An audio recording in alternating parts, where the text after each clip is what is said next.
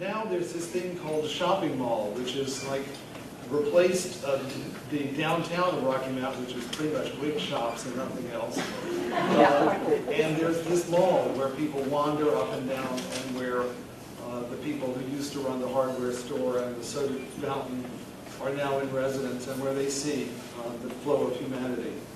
And so it was there that I chose to set this particular story. I may be rushing the season, but I think I'm fair in saying that it's only 7 weeks till Christmas, brothers and sisters. I don't want to alarm you. Distract you into thinking about your list while I'm reading. That's for later. But the story is called A Fool for Christmas. And I'll read it in the voice of the character.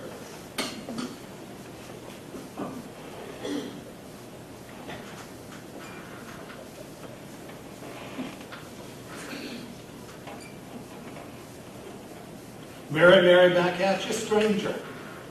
Oh, and welcome to my mall. You saving that stool? Well, great than me. I'm Vernon Ricketts, and I manage our Fin, Fur, and Fun franchise, second busiest pet store in the state. We're finally closed for Christmas Eve. Not to boast, but my staff and me today, we've moved more animals than Noah ever did. And while each of my pups and kittens go speeding home towards sleeping children, Mr. Manager has swung in here for a big old festive drink. You pull off the interstate with all this sleet, good mood. I hear there's a big pileup on US 40, traffic backed up clear to Dillon. Well, you found our county's one place open, it being a holiday at 3 a.m. Kirsten's running this bar. There she is yonder, still beautiful, am I right? We went through school together, her and me, survived the same crazed Pentecostal church. Kirsten's husband left her flat with 2 young kids, run off with his horseback riding teacher, ex-Marine like him, shot her. But old Kirsten has lots of spirit. And for us mall insiders, tonight only, she makes her personal eggnog, family recipe, grates her own nutmeg, brings in the home blender, everything. Yo, Kirsten, looking fine in that red and ermine mini. How those twins? We'll need a couple of your famous eggnogs. Me and my new pal, you'll see they're super tasty. I keep trying to reduce, but hey, it's Christmas Eve, man. Tonight is more than the start of a whole day off for Vernon here. It's secretly my anniversary. Yeah, this same second view, 1 year ago, in my exceptional shop, through that very security screen, I did something. I still don't know how nor why. A certain person trusted me to help with it. Got us both into the newspapers, both Charlotte and Raleigh's too, but aside from its being exceptional store publicity, turned out it was the best darn thing that ever grabbed old Vernon here. Finest gift a woman ever gave me, and right here at the holidays. Even before it happened, I was a fool for Christmas. Well, imagine me now. Now, is that eggnog or is that not eggnog? Kirsten, keep them coming over here, honey. First time I seen the girl that changed me so majorly. Poor thing was already being hounded. See, we got a no vagrant policy at this shopping mall. Never was enforced, not till Vanderlip stepped in, mall manager. He was soon all over our drifters, skateboarders, even the rich old men nodding off while wives try on every shoe in every mall store. Vanderlip is one strange bird, but seems there are lots of military-minded folks taking charge these days, and he come up hard like I did, attended night school after having 2 kids while working 3 jobs. You've got to respect that type of drive in a family, man. Big churchgoer too. Vanderlip witnesses for Christ, right at the urinal. Make sure you're standing right there till you finish. But it seems like the better Vanderlip does in life, the harder he is on those he passed during his long and scrappy climb to mall manager. Man ain't but 40, but he's always acting 65, born taking names, I reckon, extra proud of being management, even of a mall like ours, with just 3 working fountains and no restoration hardware. First, we thought he'd be good for the place. Then he bring in bigger palm trees. Then he place some of my shop's largest goldfish into reflecting pools till tossed pennies or chlorine got every one of them. Then Vanderlip caught a retired couple pocketing 3 for $1 canned tuna at Dollar General. Well, he marched them sobbing. They'd never done nothing wrong before. In the back room, he's labeled deprogramming.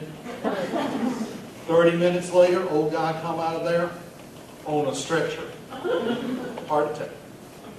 Thin line between background check and torture. Us merchants, see, we first named Vanderlip the Enforcer. By now, he's Terminator. But yes, a new girl was seen on the mall. Terminator Vanderlip spotted her first. Oh, she tried blending in with others pretties that age. She would settle with her back to our usual blonde stars, monopolizing the popular bench fountainside.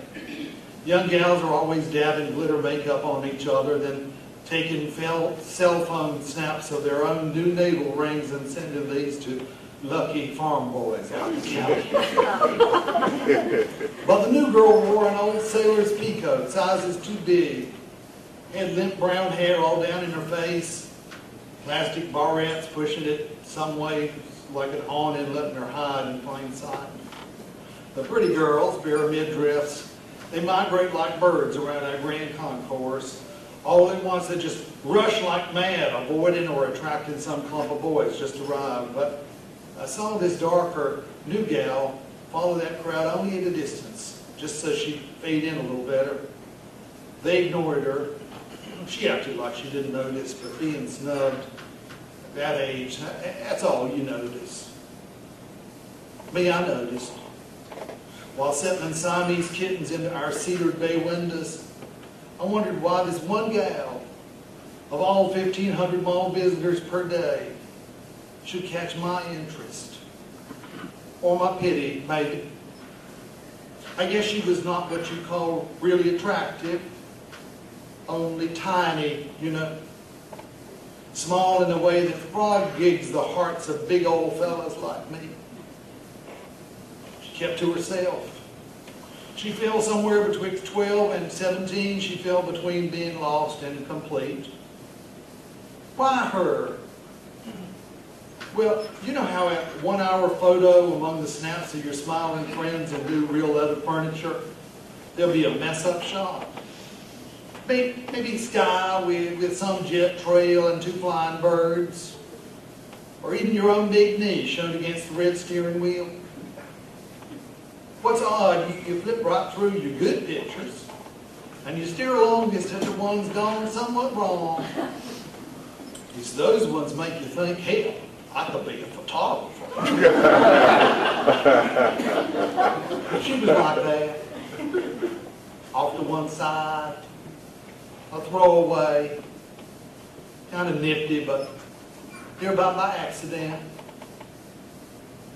Right off, I noticed she was clever. Never settling real long in one place. See, avoiding Vanderlips catching steady sight of her, carrying a different store's bag each day, always chatting into her cell phone, body turned in odd directions, hunting privacy. The Terminator was right there behind the new palm tree, talking into his wristwatch. With his itch for sin, Vanderlip guessed her story before I did. Man walks in short steps, so he always seems real busy. Never without the tights, not big as a thermos. And since 9/11, 2 lapel pins right and left, the American flag and 1 white and apple crossed, wears them like personal ID. Just after each Thanksgiving, Vanderlip has signs hung on our mall's 4 sides. Jesus is the reason for the season. And under that, in small print, and Happy Hanukkah. Spelled Hanukkah wrong. Some say on purpose. He's had his own church choir singing carols here every Tuesday, Thursday since Halloween.